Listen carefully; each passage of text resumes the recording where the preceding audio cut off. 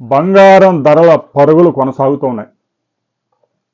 ప్రపంచంలో అనేక దేశాల మధ్య తీవ్రమైన భౌగోళిక ఉద్రిక్త పరిస్థితులు కొనసాగుతూ ఉండడం, తాజాగా నేపాల్లో కూడా సంక్షోభం ఏర్పడడం, ట్రంప్ వాణిజ్య యుద్ధాన్ని రెండో దశకు తీసుకువెళ్ళడం, ఇవన్నీ ఆందోళన కలిగిస్తూ ఉన్నాయి.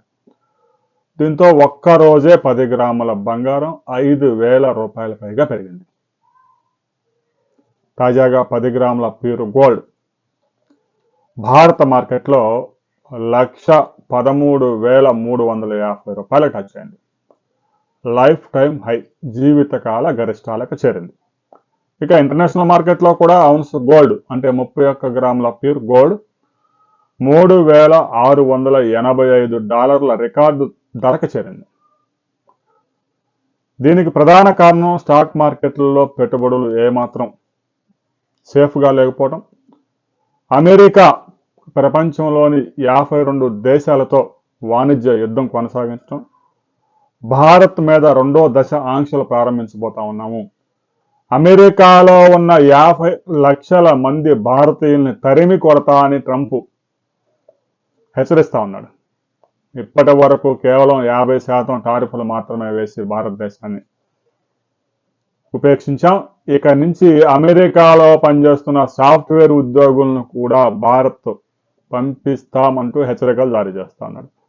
దీంతో భారత్ తీవ్రమైన ఆందోళన వ్యక్తం చేస్తుంది. అమెరికాతో సాఫ్ట్ కార్నర్లో వెళ్లాలని చూస్తున్నా కూడా రష్యా నుంచి చమురు కొనుగోలు చేయవద్దు అనే ఏకైక టార్గెట్ని పెట్టుకొని చైనా అమెరికా అధ్యక్షుడు వివరిస్తూ ఉన్నాడు. ప్రపంచంలో అతి తక్కువ ధరకి ఇంటర్నేషనల్ మార్కెట్లో ఉన్న ధర కన్నా కూడా తక్కువ ధరకి క్రూడ్ ఆయిల్ని రష్యా భారత్కి సప్లై చేస్తూ ఉంది.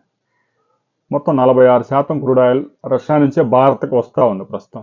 గతంలో మనం ఇరాన్ నుంచి, యూఏఈ నుంచి పెద్ద ఎత్తున దిగుమతి చేసుకునేవాళ్ళం. ప్రస్తుతం రష్యా నుంచి పెద్ద ఎత్తున కేవలం 1 బ్యారెల్ చమురు $63కే భారత్ చేరుతా ఉంది. దీంతో భారత్లోని రిలయన్స్ కానీ నయారా కంపెనీలు పెద్ద ఎత్తున దిగుమతి చేసుకొని దాన్ని శుద్ధి చేసి ప్రపంచంలో 52 దేశాలకు ఎక్స్పోర్ట్ చేస్తా ఉన్నాయి. ప్రపంచంలో అత్యధికంగా ముడి చమురు దిగుమతి చేసుకునే దేశంగానే భారత్ మనకు తెలుసు, కానీ చమురు ఎగుమతుల్లో కూడా భారత్ అగ్రస్థానంలో ఉంది. శుద్ధి చేసిన చమురు ఎగుమతుల్లో భారత్ అగ్రస్థానంలో ఉంది. ఇక బంగారం ధరల విషయానికి వస్తే బంగారం ధరలు మరింత దూకుడు ప్రదర్శించే అవకాశం ఉంది. వెండి ధరలు కూడా కేజీ వెండి తాజాగా 3,000 రూపాయలు పెరిగి 1,26,000 రూపాయలు దాటిపోయింది. ఇప్పట్లో అయితే బంగారం ధరలు దిగి వచ్చే అవకాశం లేదు. ఏడాది కాలంలోనే గోల్డ్లో ఇన్వెస్ట్మెంట్లు చేసిన వారికి 40% రిటర్న్స్ వచ్చాయి. స్టాక్ మార్కెట్లో కూడా ఇలాంటి రిటర్న్స్ కొద్ది కంపెనీల్లోనే పరిమితం. ఆ కంపెనీలు షేర్లు ఎంతమందికి ఉంటాయో తెలియదు. అందువల్ల స్టాక్ మార్కెట్లో ఇన్వెస్ట్మెంట్స్ అన్ని గోల్డ్లోకి, సిల్వర్లోకి డైవర్ట్ చేస్తున్నారు. దీంతో వీటి ధరలు పరుగులు తీస్తూ ఉన్నాయి. దీనికి తోడు ఆయా దేశాల సెంట్రల్ బ్యాంకులు పెద్ద ఎత్తున టన్నుల కొద్దీ బంగారాన్ని కొనుగోలు చేసి నిల్వ చేస్తూ ఉన్నాయి. అమెరికా పెద్దన్నగా గుర్తింపు పొందిన ప్రపంచ పెద్దన్నగా గుర్తింపు పొందిన అమెరికా యొక్క డాలర్ ఇప్పుడు ప్రపంచాన్ని ఏలుతోంది. ఏ దేశం మధ్య వాణిజ్యం జరిగినా డాలర్లలోనే చెల్లింపులు జరుగుతున్నాయి. ఇక రష్యా వద్ద దాదాపుగా $300 బిలియన్ అమెరికా డాలర్లు ఉన్నా కూడా అమెరికా దాన్ని ఫ్రీజ్ చేసింది. అంటే రష్యా ఇప్పుడు డాలర్తో ఏ దేశంతోనే వ్యాపారం చేయడం సాధ్యం కాదు. భారతదేశం వద్ద కూడా దాదాపుగా పెద్ద ఎత్తున $600 బిలియన్ ఉన్నాయి.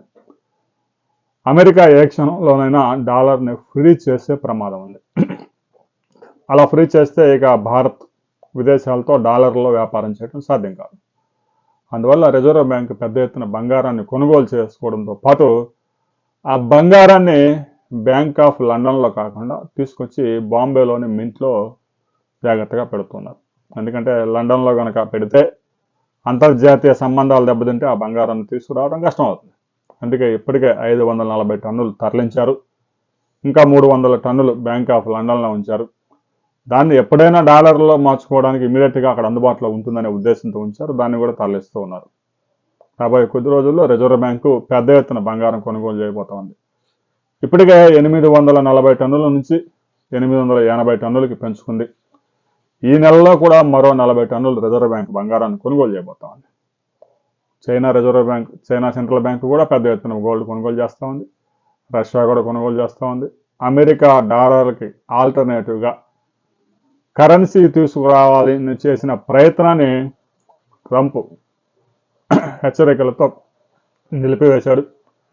రాబోయే కొద్ది రోజుల్లోనే అమెరికా డాలర్కి ఆల్టర్నేటివ్గా కరెన్సీ రాబోతా ఉంది. వివిధ దేశాల మధ్య వాణిజ్యం అమెరికా డాలర్తో కాకుండా రూపాయిలోనే జరగబోతా ఉంది. మరిన్ని వివరాలతో మనం మరో వీడియోలో కలుసుకుందాం.